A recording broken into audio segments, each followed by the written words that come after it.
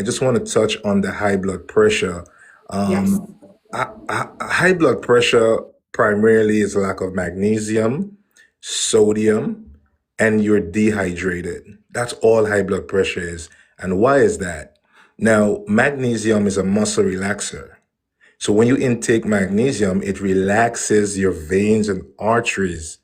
Now, with sodium, I know doctors say, have a low sodium intake and or low salt intake, but they're right. But what they're wrong about is the kind of salt you intake in. You need Yes. salt that has minerals. Now, when you ingest these table salt and all these salt that sells for like $3 and $2 for like like 4 or 5 pounds, that salt is bleached and stripped of its minerals. So yes, it will harden the arteries and the veins that leads to your heart and throughout your body. That's why you get muscle spasm and all these different stuff. Not just Yes. the salt that you actually put in your food that is stripped the minerals from, but also you have other ingredients that comes with all these MMGs and stuff like that that is not good for the body. Now Right. you want salt that has minerals such as the pink Himalayan salt that carries about 74 minerals. Then you have the Celtic salt that carries about 82 minerals. Now, when you take these minerals in, especially the Celtic salt, it has three type of magnesium. Three, not just one, three. So this is why these type of salt will bring down your blood pressure. Now, your blood pressure stems from your kidneys and your adrenal glands. Your adrenal glands sits on top of your kidneys because they controls your kidneys. And your kidneys control your lymphatic system, which everybody know as the immune system. But there's no such thing as the immune system, it's the lymphatic system.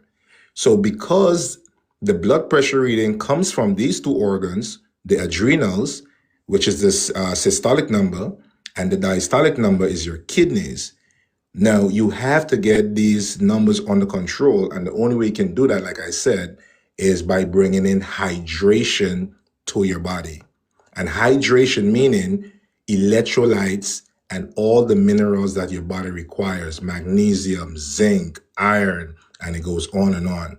And like I said, the best way to ingest it, first thing when you get up, you get like about 16 ounces of spring water. You can squeeze a key lime.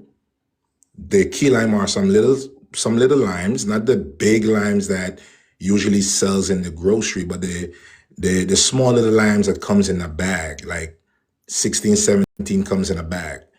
That is an alkaline lime actually. So you want to alkaline your water. Now, with the Celtic salt, instead of putting it in the water, because remember I said the Celtic salt carries three magnesium, and magnesium is a water hungry molecule.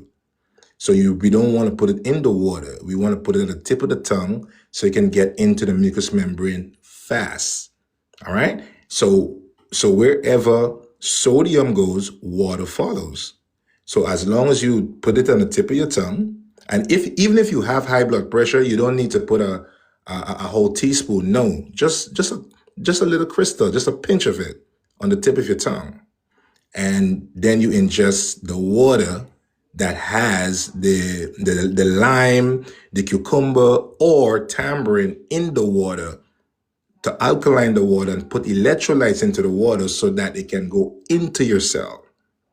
Now, if you're just drinking plain water, if you notice some people have swelling, that's because the water is not getting into the cell, it's going outside of the cell.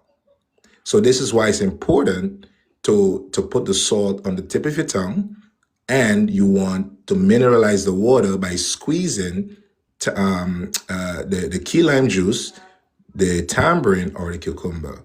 And if you guys do this throughout the day and stay away from the foods that has all the MMGs and the unmineralized salt, you will see the blood pressure start to come down. Your kidney is going to hydrate. Your adrenal glands going to start to jump start and go into gear and start to function normal, and your blood pressure going to start to come down.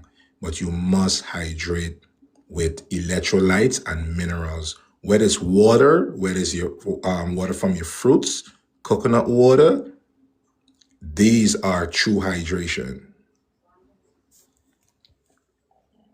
All right, and there we have it. There we have it. I've not used iodized salt in years. Mm-hmm. Yeah. So, yeah, when I discovered Celtic sea salt, I was like, okay. Yeah. Yeah. Yeah. Yeah, Yeah. Yeah. Awesome. Awesome. yeah. Awesome. And pink So, Himalayan salt, I love. And yes. I actually